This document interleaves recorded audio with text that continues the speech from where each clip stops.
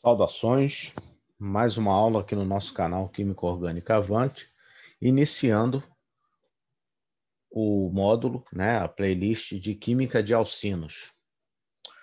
Antes, vamos fazer só uma definição de termos que eu vou precisar ao longo de toda essa playlist, que é o seguinte: quando o alcino, que são hidrocarbonetos que contêm uma ligação tripla carbono-carbono, quando pelo menos um dos carbonos da ligação tripla está ligado a um hidrogênio, a um átomo de hidrogênio, nós temos um alcino terminal, ou seja, a ligação tripla está terminando a cadeia carbônica.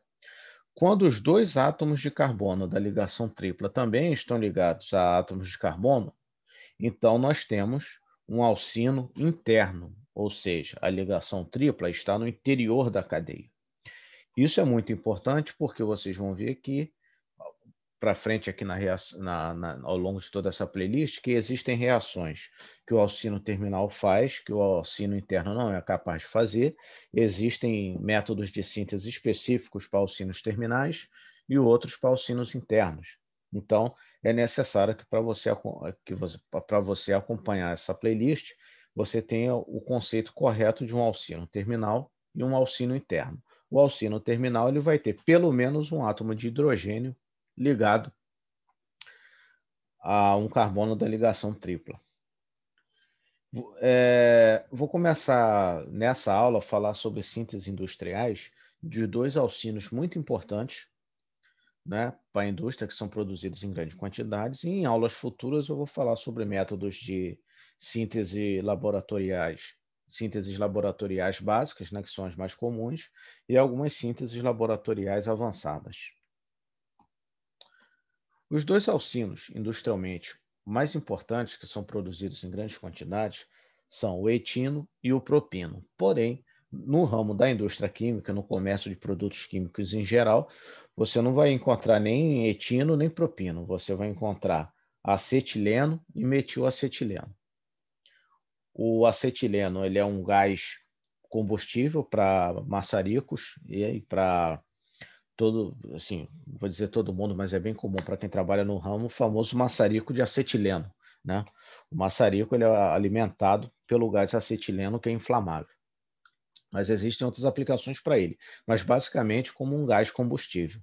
E o metilacetileno, que ele, como ele tem 3 carbonos e essas triplas aqui, ele é bastante reativo, e essa ligação tripla aqui, ele é bastante reativo e ele pode ser convertido numa série de outros compostos que vão dar origem a polímeros, materiais e outros compostos, importantes para a indústria também. Então, esses dois alcinos são os alcinos mais importantes. O acetileno, ele, durante muito tempo, só foi preparado por esse método, e até hoje esse método ainda é muito comum, que é a partir de carbono, a partir de carbono elementar. O carvão ele é queimado junto com cal, ele reage com a cal e ele forma um sal chamado carbeto de cálcio ou carbureto de cálcio, os dois nomes são aceitos, carbeto ou carbureto, e monóxido de carbono. Depois vem o processo de hidratação do carbeto de cálcio, ou seja, o carbeto de cálcio reage com água e forma um acetileno e hidróxido de cálcio. O íon carbeto apresenta essa estrutura, são 2 carbonos ligados por uma ligação tripla, sendo que cada um dos carbonos tem um par de elétrons não ligantes e uma carga negativa, ou seja, o íon carbeto é um diânion. Mais recentemente, como o gás natural, o metano, extraído do gás natural, passou a ser uma matéria-prima de baixo custo e produzindo em grande quantidade, desenvolveu-se um processo que hoje já é bastante utilizado também, que é a partir da reação do metano num processo conhecido como pirólise. Pirólise é o aquecimento em uma atmosfera pobre em oxigênio. A pirólise do metano fornece o acetileno, 2 moléculas de metano, ao sofrer o processo de pirólise, te fornecem uma molécula de acetileno e 3 moléculas de hidrogênio. Então, a pirólise do metano hoje já é um método representativo importante, para a produção de acetileno. Já o metilacetileno ele é produzido industrialmente exclusivamente por pirólise do propeno. O propeno, ao sofrer um processo de pirólise, ele fornece uma molécula de metilacetileno mais uma molécula de hidrogênio. Então, esses são os alcinos mais importantes da indústria química. Agora, como isso aqui é uma aula introdutória, eu vou introduzir um conceito que vai ser um tema recorrente para as próximas aulas, especialmente no que diz respeito à síntese de alcinos, que é síntese e reações de alcinos, que é o tema da acidez de alcinos terminais, né? Lembrando que agora eu só vou falar de alcino terminal. O alcino interno ele não é ácido porque ele não tem hidrogênio ligado à tripla.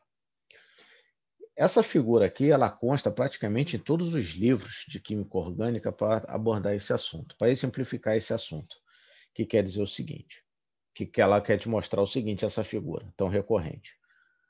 Quando você compara o etano, o eteno e o etino, e você tem os seus valores de pKa, que é a medida de acidez, né, utilizada em química, quanto maior o pKa, mais fraco é o ácido. Quanto menor o pKa, mais forte é o ácido. O pKa do metano é 50, ou seja, um ácido extremamente fraco.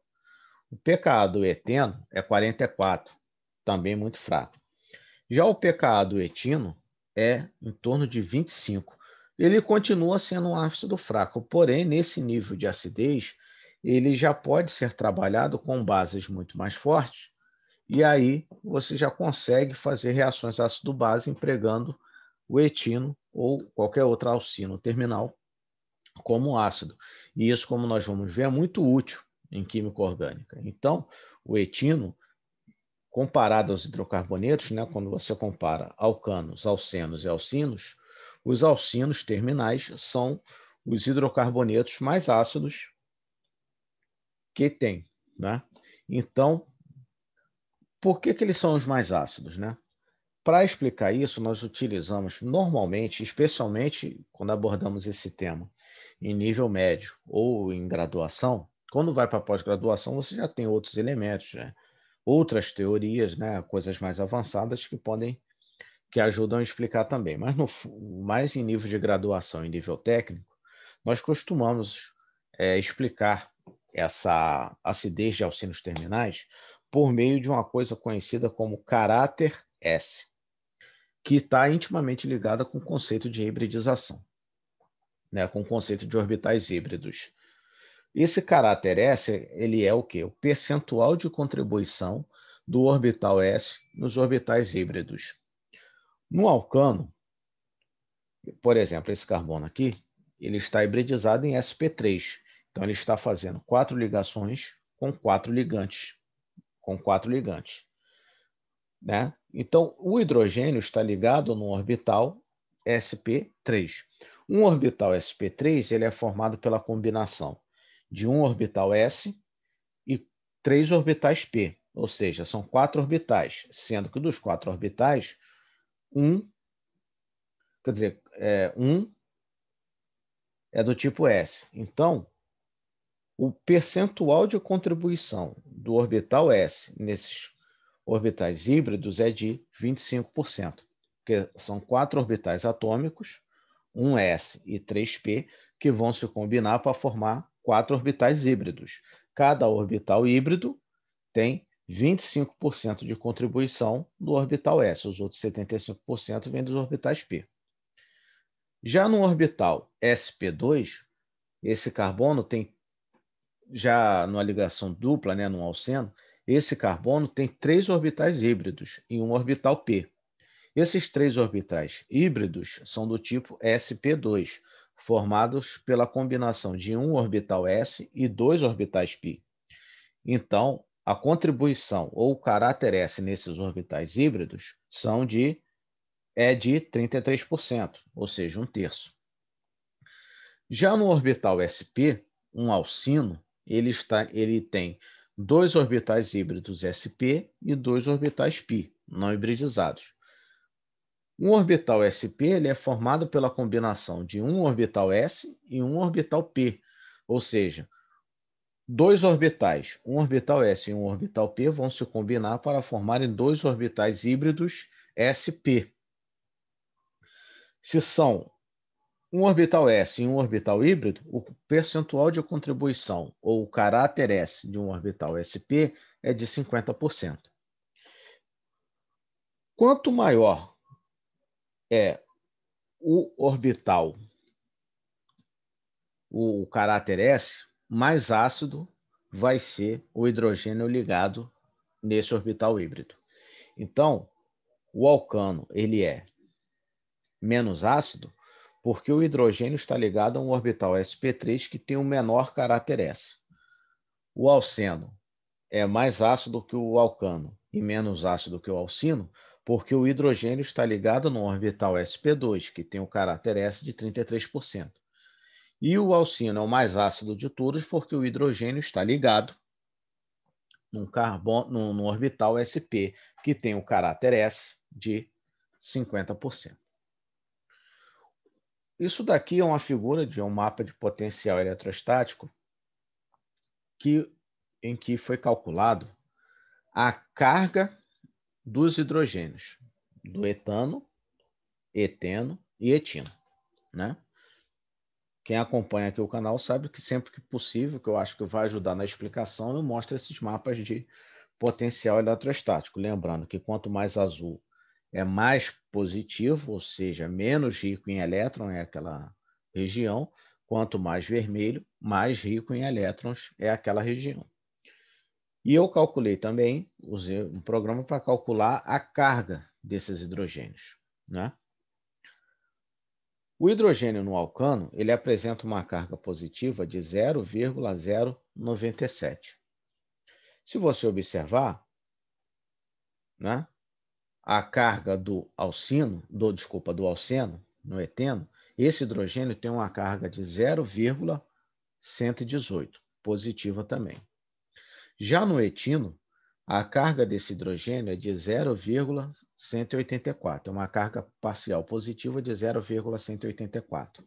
Bom, se o hidrogênio está com a carga parcial mais positiva, isso quer dizer que tem menos elétrons em torno dele.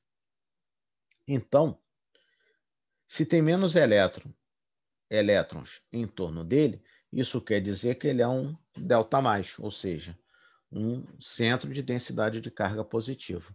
Se ele é um centro de densidade de carga positiva, ele vai reagir com a base, que é um centro de carga negativa. Então, você vai ter aí uma reação ácido-base.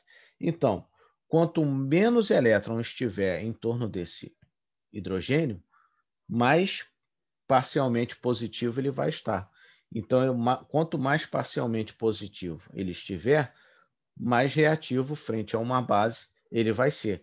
Então, esses números aqui, eles mostram claramente que o próton do alcino é mais ácido que o próton do alceno e que o próton do alcano, por conta que ele é o mais positivo de todos, ou seja, ele é o que tem menos elétrons em torno dele.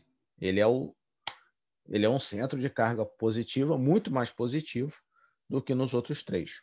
Então, essas figuras eu acho que ajudam a explicar, principalmente quando a carga parcial vem calculada, né?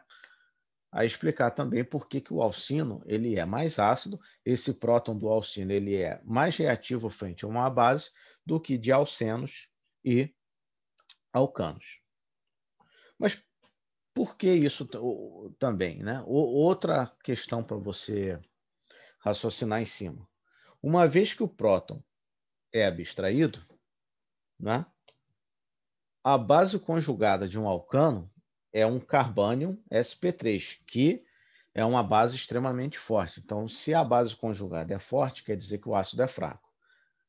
No caso do alceno, a base conjugada dele vai ser um carbônio sp2, que também é uma base muito forte, porque lembre-se, essa carga negativa aqui ela não está em ressonância com essa dupla, né? Então, isso faz dela uma base forte também. Já o alcino, ele é uma base mais fraca. Ele é uma base mais estável. Isso é outro indicativo que ele é um ácido mais forte que o alcano. Ou seja, quando a base conjugada é forte, quer dizer que o ácido é fraco.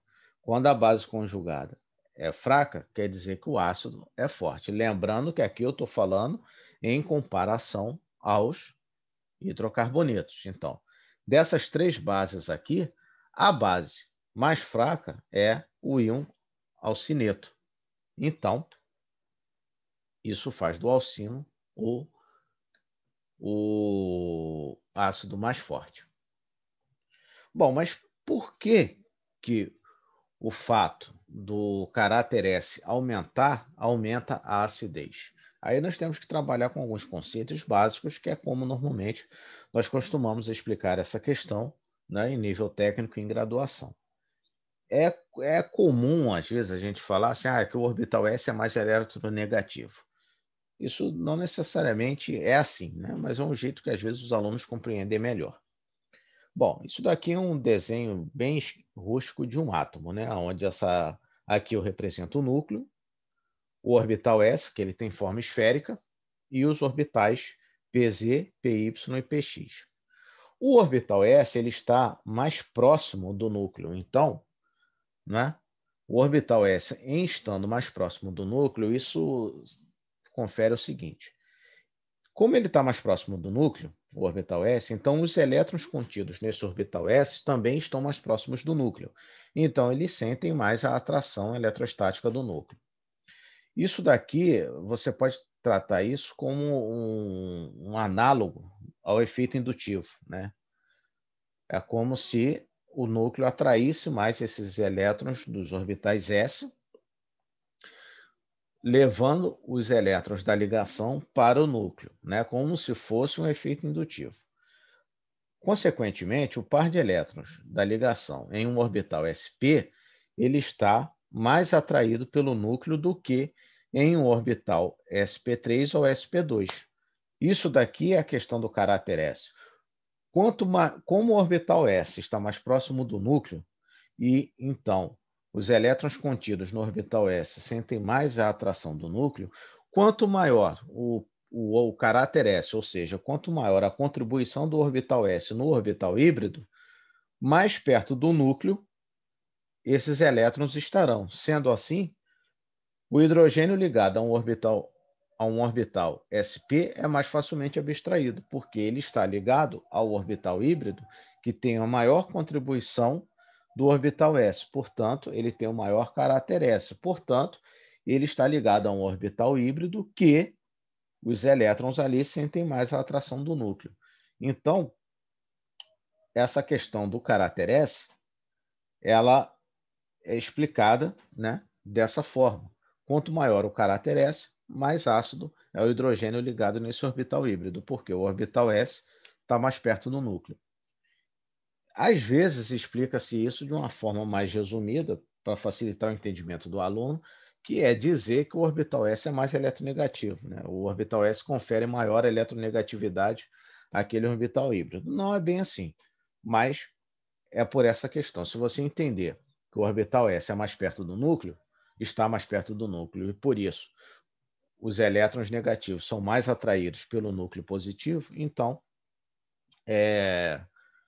talvez isso fique mais fácil entender porque que com o aumento do orbital S, mais facilmente, com o aumento do caráter S, com o aumento da contribuição do orbital S no orbital híbrido, mais facilmente o hidrogênio vai ser abstraído.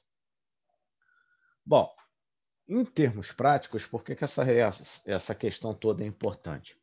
Porque, como eu falei, essa acidez de alcinos terminais, esse pKa na casa de 25, embora continue sendo um ácido muito fraco, se você comparar com ácido carboxílico ou com ácido inorgânico, tipo ácido clorídrico ou ácido sulfúrico, por exemplo, esse nível de acidez na casa de 20, 25, para composto orgânico, faz dele um composto orgânico apreciavelmente ácido, ou seja, que você pode trabalhar essa acidez para convertê-lo num carbônio e, com isso, transformá-lo nisso aqui, ó, no nucleófilo de carbono, útil para a formação de ligações carbono-carbono via reações de SN2 ou em outras reações também, como por exemplo, um organometálico para adicionar numa carbonila, né? Uma reação de carbono, de nucleófilos de carbono a carbonila, né? Mas no caso específico de síntese de alcinos, Esse íon alcineto aqui, ele é um excelente nucleófilo para reações de SN2 para a formação de carbono-carbono para a síntese de outros alcinos, que vai ser tema da próxima aula, que é você utilizar alcinetos para sintetizar outros alcinos. E a base que normalmente, né, quase sempre se utiliza para se fazer essa abstração, no caso aqui é o amideto. O hidróxido não serve, porque o hidróxido, se ele desprotonar isso daqui, ele vai formar água, só que a água é um ácido mais forte do que o alcino. Então, o alcineto vai reagir com a água e vai voltar de novo. Então, hidróxido não serve, né? Mas se você relembrar os conceitos de ácido e base, você vai perceber porque que o hidróxido não serve. É que ainda não, aqui no canal ainda não tem playlist de, de ácidos e bases, mas em breve vai ter. Então, o íon amideto, né, ele é o íon mais utilizado para se fazer esses alcinetos. Sempre que se reage com amideto, o solvente mais utilizado é a amônia líquida, porque a amônia, abaixo de 33 graus, ela é líquida, né? Abaixo de menos 33 graus negativos, né? De 33 graus negativos, 33 graus abaixo de zero, menos 33 graus Celsius, a amônia é líquida. Aí como é que se consegue isso? Colocando-se a solução de amônia num banho de gelo seco. Como o gelo seco sublima a menos 78 graus Celsius, a amônia mergulhada num banho de gelo seco, ela estará a menos 78 ou muito próximo disso. Mas com certeza estará abaixo de menos 33 graus Celsius. Com isso, a amônia vai ser líquida. Então, você usa uma solução de amideto em amônia líquida, que é análogo a utilizar hidróxido de sódio, a íon hidróxido, em água. Pode-se usar também uma outra base, que é o butilítio, né? Mas, normalmente, o mais utilizado é amideto de sódio em amônia líquida, nesse banho de gelo seco. Então, o amideto de sódio reage com o alcino terminal, forma o alcineto e a amônia. Como já a solução já está em amônia mesmo, então não tem problema, né? Uma outra alternativa é você utilizar a THF, né? Que é um éter, que é um solvente orgânico bastante utilizado também. Só que nesse caso tem que tomar o cuidado que o THF tem que estar seco, ou seja, tem que se fazer um tratamento químico para remover toda a água do THF, porque a água ela reage com o amideto formando hidróxido e aí vai matar o amideto. E o hidróxido não reage com o alcino, não é básico o suficiente para desprotonar o alcino. Então, reações com alcineto e amideto não pode ter água no meio. Então, você tem que secar o THF, que é um outro solvente que dá para utilizar também. Por isso que, no final das contas, você utilizar amônia líquida em amideto em amônia líquida acaba sendo a melhor solução. Então, os alcinos, né, terminais, reagem com amideto para formar íons alcinetos, né, para resumir tudo que eu falei, para serem utilizados como nucleófilo em reações de SN2 para a formação de ligação carbono por carbono e, consequentemente, a síntese de outros alcinos. Então, a acidez de alcinos terminais é uma propriedade dos alcinos muito útil em síntese orgânica.